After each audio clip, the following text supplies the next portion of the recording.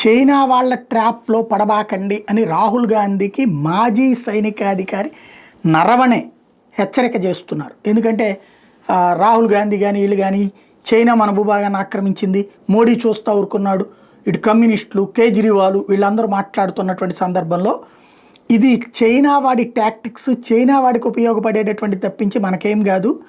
China వాడు ఈ మొక్క మనకి ఇంటిమేట్ చేశాడంటే దాని వెనకాల ఏంటంటే మన రహస్యాలు తెలుసుకోవడానికి మనం ఓపెన్ అప్ అయ్యి ఇప్పుడు ఏ ఏ భూభాగాలు మన దగ్గర ఉన్నాయి ఏంటి అనేది మనం లెక్క చెప్పించుకోవటం కోసం వాడు చేసేటటువంటిది.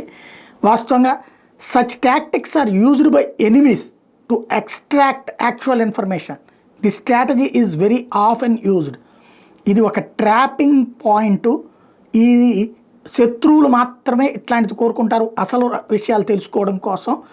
కాబట్టి ఇట్లాంటి వాటిట్లలో ఎవడో చెప్పాడని చెప్పి మనం అట్లాంటి డిమాండ్లు చెయ్యకూడదు అని చెప్తున్నారు.